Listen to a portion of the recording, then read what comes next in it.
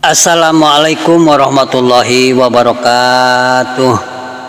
Alhamdulillahilladzi an'amana bitaufiqi wal hidayah wa nasta'inuhu bihaulihi wa quwwatihil qawiyyah fa innahu la haula wala quwwata illa billah.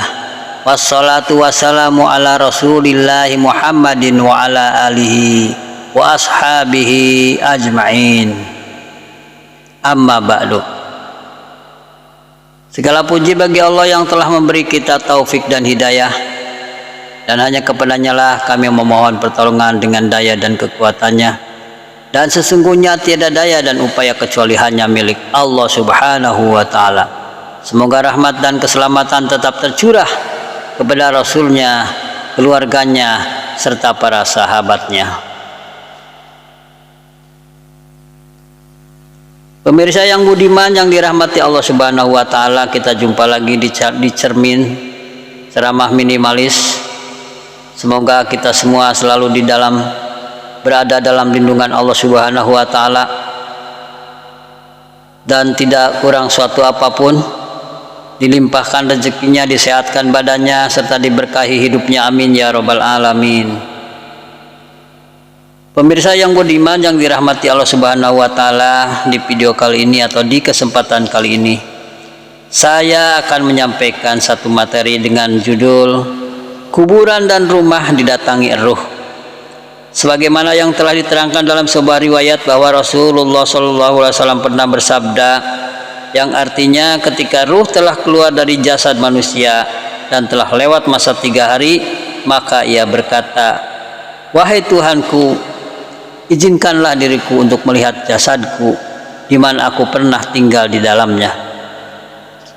Kemudian Allah Subhanahu wa taala mengizinkannya, lalu ruh itu datang ke tempat pemakamannya sehingga ia dapat melihat jasadnya dari kejauhan. Ia melihat darah telah mengalir dari kedua hidung dan mulutnya.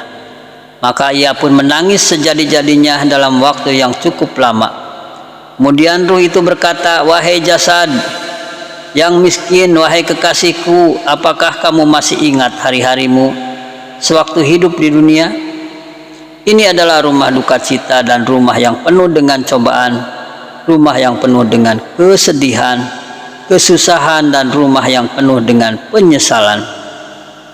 Kemudian ruh pergi meninggalkan jasadnya. Ketika telah lewat masa 5 hari, ruh berkata lagi, "Wahai Tuhanku, izinkanlah aku untuk melihat jasadku kembali." Maka Allah Subhanahu wa taala mengizinkannya, lalu datanglah ruh ke tempat pemakamannya sehingga ia dapat melihat jasadnya dari kejauhan. Ia melihat nanah kental bercampur darah telah keluar dari hidungnya, mulutnya, serta dari kedua telinganya. Maka ia pun menangis dengan suara yang sangat keras. Kemudian ia berkata, "Wahai jasad yang miskin, apakah kamu masih ingat hari-harimu sewaktu hidup di dunia? Ini adalah rumah yang penuh dengan kesedihan, duka cita, rumahnya ulat dan kalajengking yang telah memakan dan merobek-robek anggota tubuhmu." Setelah itu ruh kembali pergi meninggalkan jasadnya. Ketika telah lewat masa 7 hari, ruh pun berkata lagi, "Wahai Tuhanku, izinkanlah diriku untuk melihat jasadku kembali." Lalu Allah mengizinkannya. Kemudian datanglah ruh ke tempat pemakamannya sehingga ia dapat melihat jasadnya dari kejauhan. Ia melihat jasadnya telah dikerubungi oleh banyak ulat. Melihat hal itu, ruh menangis sejadi-jadinya dengan suara yang sangat keras seraya berkata, "Wahai jasadku, apakah kamu masih ingat dengan hari-harimu sewaktu hidup di dunia, di mana anak-anakmu, sanak kerabatmu, auratmu, saudara-saudaramu, teman karibmu, dan di mana para tetanggamu? Pada hari ini mereka menangis kepadaku dan kepadamu." Dalam sebuah riwayat yang lain yang telah diriwayatkan oleh Abu Hurairah radhiyallahu anhu, juga telah diterangkan bahwa ketika seorang mukmin telah meninggal dunia, maka ruhnya berputar-putar di sekitar rumahnya selama 1 bulan, di mana ruh itu dapat melihat harta benda yang ditinggalkannya, bagaimana caranya harta bendanya itu dibagi-bagikan, dan bagaimana hutang-hutangnya dilunasi. Dan ketika telah sampai pada masa 1 bulan, ruh kembali ke tempat pemakamannya. Ia berputar-putar sampai dalam masa 1 tahun dari kematiannya, sehingga ia dapat melihat orang-orang yang selalu mendoakannya dan juga melihat orang-orang yang bersedih atas kematiannya. Setelah dalam masa 1 tahun itu, ruh kemudian diangkat ke tempat berkumpulnya para ruh hingga datangnya hari kiamat nanti, sebagaimana yang telah ditegaskan oleh Allah Subhanahu wa taala di dalam firman-Nya yang artinya sebagai berikut. Pada malam itu turun malaikat-malaikat dan ruh. Quran Surat Al-Qadar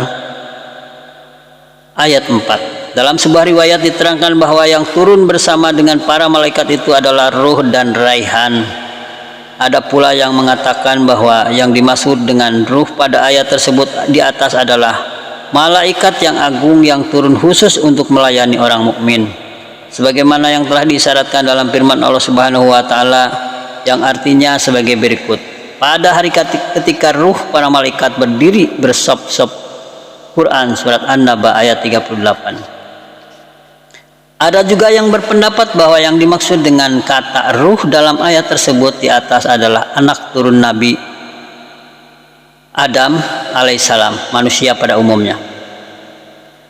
Anak keturunan Nabi Adam alaihissalam, manusia pada umumnya.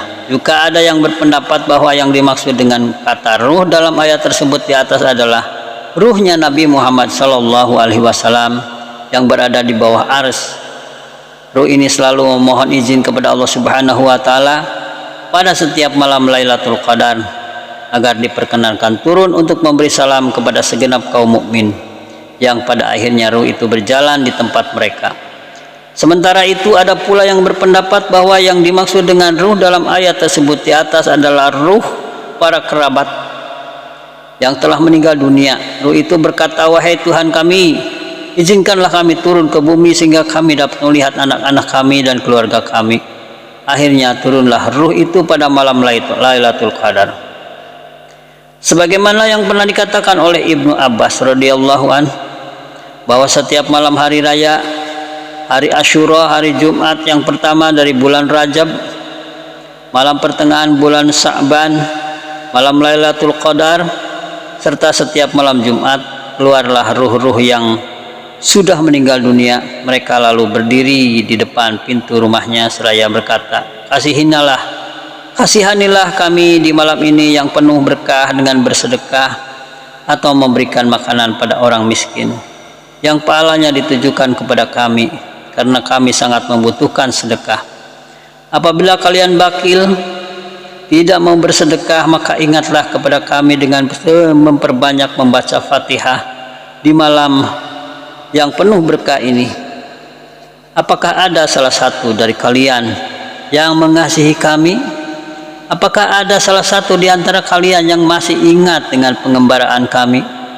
Wahai orang yang tertinggal di rumah, wahai orang yang menikahi istri kami, wahai orang yang menempati luasnya gedung kami sekarang berada dalam kesempitan kubur. Wahai orang yang membagi harta kami, wahai orang yang masih ingat dengan pengembaraan kami, buku kalian masih digelar, tidak ada pakaian bagi mayit dalam kuburnya. Maka janganlah lupa kepada kami dengan bersedekah dan doamu, sesungguhnya kami masih membutuhkanmu. Demikianlah kisah